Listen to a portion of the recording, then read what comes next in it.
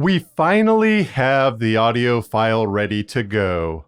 Now, to get it online. This process will likely be different depending how you have your site set up and where you host your audio files. This is how I do it. Usually, early in the process, I create the episode art in Photoshop. I like having the image in my mind because if I can sum up the story in a visual, I can keep that in my head as I write the story and focus on what matters most. The back end of Not About Lumberjacks is all created in WordPress using StudioPress's Genesis framework and themes. I start by clicking the Add New button. I add the title next. In this case, I'm loading the Behind the Cut episode for the latest Not About Lumberjacks story, Rockbiters. Behind the Cut is sort of an after show where I focus on the story or specific concepts touched on in the tale. After the title, I add the episode art, and then the alternative text for those requiring a description of the image. You'll see in a moment when I discuss the transcript that I want Not About Lumberjacks to be as accessible to everybody as possible, not because there's more potential listeners that way, but because it's the right thing to do. Next, I create the show notes for the episode and create categories and tags. Categories tell WordPress how to include the update on the page, as well as providing visitors an easy means to click on what they want to filter if that's their thing. Okay, let's talk about transcripts. I understand the apprehension some people have, especially those sharing short stories, about including transcripts. Theoretically, someone can scrape all my transcripts, put them together as an ebook, and sell them. Not that they have the legal right to do that, but they could. Some people don't want to risk that happening, so they skip transcripts.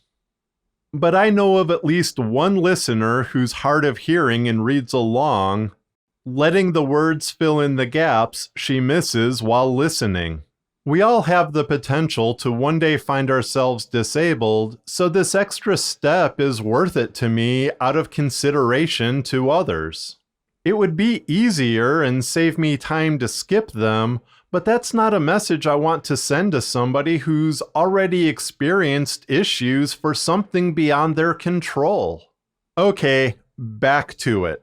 I take the narration track I used when recording the story and I paste that into the transcript page. A little cleanup and it's good to go. I link the episode entry to the transcript and the transcript to the episode entry. When that's done, it's on to SEO settings. I include the episode title, a description, and tags that theoretically help with getting an episode seen. Honestly, I'm not sure if this works or if it's just a holdover, but it's something that I've been doing for 15 years or so I just keep including it. All right, now's the time we've been waiting for, getting the audio file online. And like I said, this varies depending on how you're set up. I use Blueberry for hosting Not About Lumberjacks audio files.